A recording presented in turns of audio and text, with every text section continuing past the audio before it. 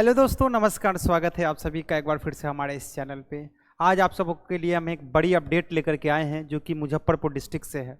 जी हाँ दोस्तों, आपने पिछले वीडियो में मैंने इस पे एक वीडियो बनाया था और जिसमें बताया हुआ था कि DLSA है ना, डिस्ट्रिक्ट लीगल सर्विस अथॉरिटी का जो वैकेंसीज है जिला स्तर पर आया था और उसमें रिसेप्शनिस्ट कम डाटा एंट्री ऑपरेटर का था, कार्यालय सहायक का था, ठीक है, और लिपिक का था।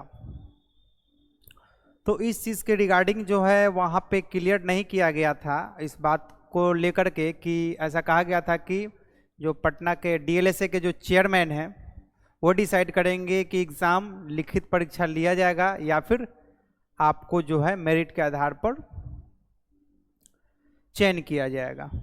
तो उसी के रिगार्डिंग जो है एक इम्पॉर्टेंट अपडेट आया है, तो चलिए हम देख लेते हैं कि वो अपडेट क्या है। तो आप लोग वीडियो में बने रहिएगा और हम पूरी डिस्कस कर लेते हैं और देखते हैं क्या कुछ इम्पॉर्टेंट अपडेट है। देख सकते हैं दोस्तों, ये जो आप सबके सामने लेटर जो दिख रहा है, office the district legal service authority Muzaffarpur, तो मुजफ्फरपुर जिला का नोटिस है और इसमें एडवर्टीजमेंट नंबर यहाँ पे बताया जा रहा है जो ऑलरेडी फिलअप हो चुका है। और उसके रिगार्डिंग जो है देखिए यहाँ पे अति आवश्यक सूचना, इम्पोर्टेंट जो है नोटिस है। चलिए हम नोटिस देख लेते हैं कि इस नोटिस में क्या कुछ लिखा गया है।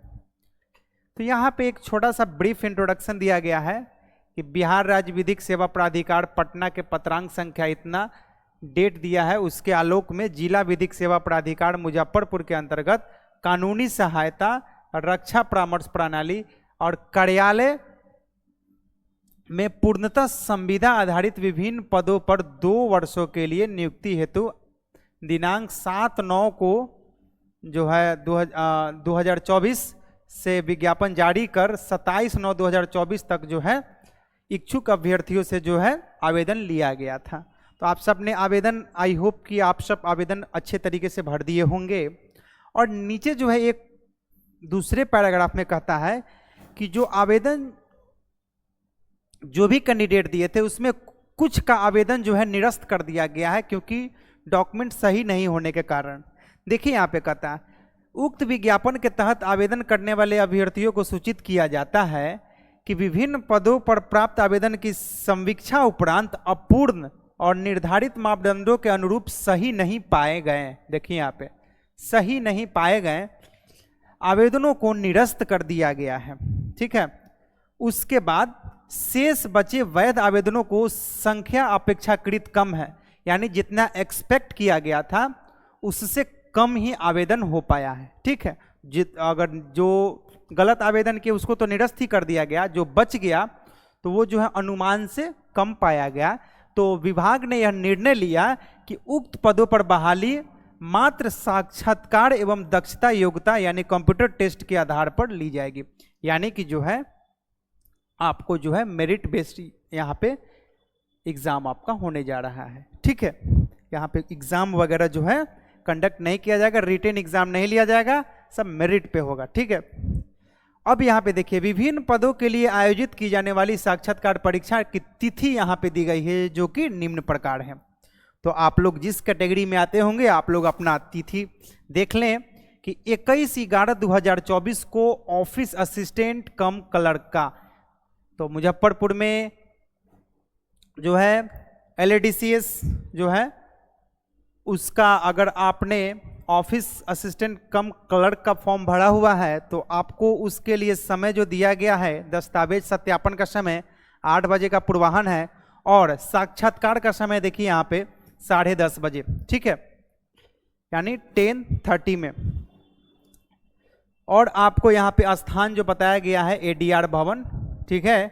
और आवेदनों का क्रमांक जो होगा 1 से 54 और आवेदनों की संख्या, कुल आवेदकों की संख्या यहाँ पे बता दिया गया है 54, ठीक है। तो आप लोग 54 गो आवेदक हैं और 54 गो आवेदक का यहाँ पे बताया गया है।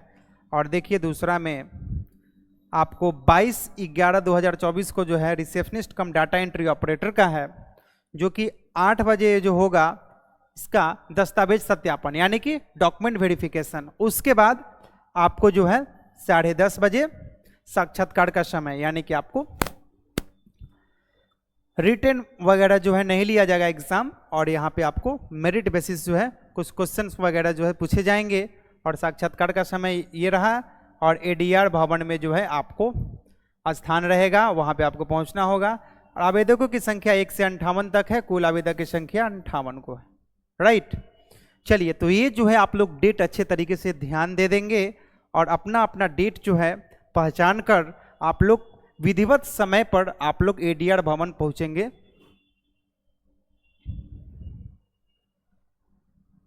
अब देखिए, इन पदों के उम्मीदवार, यहाँ पे क्या लिखा हुआ है, इन पदों के उम्मीदवार अपना साक्षात्कार पत्र व्यवहार न्यायालय मुजफ्फरपुर के वेबसाइट muzaffarpur.document.gov के से जो है दिनांक 16/11/2024 से डाउनलोड कर सकेंगे। यानी कि इस पद के उम्मीदवार अपना साक्षात्कार पत्र जो है 16/11 से जो है डाउनलोड कर सकेंगे। तो 16/11 को जो है आप लोगों का ये जो लेटर है, साक्षात्कार लेटर है ना, वो आप लोग को अपलोड कर दिया जाएगा। ठीक है, उसके बाद आप लोग 21 और 22 को जिस तरीके से आप लोग का अपना टाइमिंग है, आप लोग उस टाइमिंग पे पहुंचेंगे। अब देखिए, दूसरा यहाँ पे बात किया है, पद का नाम जो है आदेशापाल पद के लिए। ठीक है, उस पर मात्र साक्षात्कार के आधार पर बहाली ली जाएगी।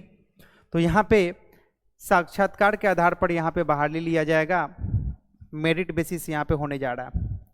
एक 13 तारीख को होगा, जो कि रोल नंबर 1 से 50 तक का, और 14 से 11/2024 जो रहेगा डेट, ये 51 से 97 रोल नंबर तक का। ठीक है, तो फर्स्ट दिन 50 कैंडिडेट अपीयर होंगे, सेकेंड दिन 47, और समय जो है आपका 10:30 बजे वही साक्षात्कार का समय, और दस्तावेज सत्यापन यानी डॉक्यूमेंट वेरिफिकेशन के लिए आप लोग 8 बजे का समय दिया हुआ है।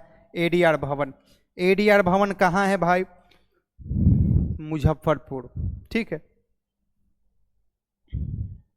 अब देखिए यहाँ पे कहा गया, अब इस पद के लिए जो है उम्मीदवार अपना साक्षात्कार जो पत्र है व्यवहार न्यायालय मुजफ्फरपुर के वेबसाइट muzaffarpur.courts.gov.in से दिनांक 6/11/2024 से डाउनलोड कर सकेंगे।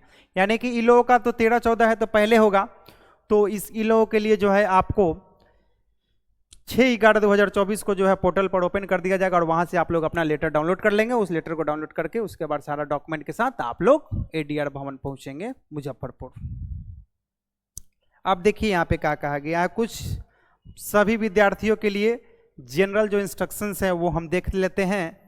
कहा गया है कि सभी विद्यार्थी निर्धारित समय से कम 2 घंटे पूर्व साक्षात्कार स्थल पर, यानी कि देखिए साक्षात्कार जो स्थल है जिला विधिक सेवा प्राधिकार कार्यालय व्यवहार न्यायालय मुजफ्फरपुर उपस्थित रहेंगे। राइट, तो यहाँ पे ये चीज़ क्लियर हो गया है कि आपको कहाँ उपस्थित रहना है। दूसरा पॉइंट में यहाँ पे बताया गया है कि साक्षात्कार के दिन ही अभ्यर्थियों का दस्तावेज सत्यापन किया जाएगा, यानी कि डॉक्यूमेंट वेरिफिकेशंस किया जाएगा।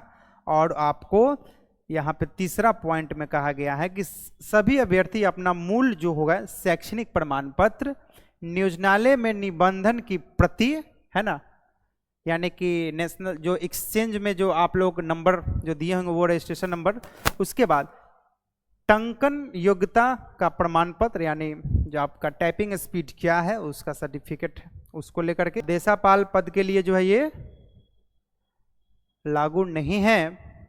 और यहाँ पे चौथा पॉइंट में कहा गया है कि आयु में छूट संबंधी दावे समर्थन में प्रमाण पत्र, है ना, तो अगर आप एज में छूट चाहते हैं तो आपको उसके रिगार्डिंग आपको जाति प्रमाण पत्र देना अनिवार्य होगा। पांचवा पॉइंट में कहा गया है कि अपना एक पहचान पत्र ले लेंगे, कोई भी हो, आधार कार्ड हो, वोटर आईडी कार्ड हो, ड्राइविंग लाइसेंस हो, चलेगा। उसके बाद छठा पॉइंट में कहा गया है कि अपना 2 पासपोर्ट साइज फोटो एवं सभी दस्तावेजों को स्व अभिप्रमाणित साक्षात्कार के दिन साथ लेकर आएंगे।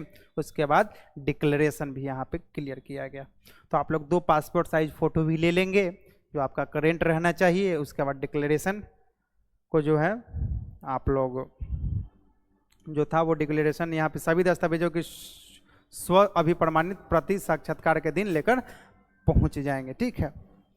चौथा पॉइंट में कहा गया है कि परीक्षा में सम्मिलित होने के लिए कोई यात्रा व्यय नहीं होगा, यानी कोई टीए जो है नहीं दिया जाएगा।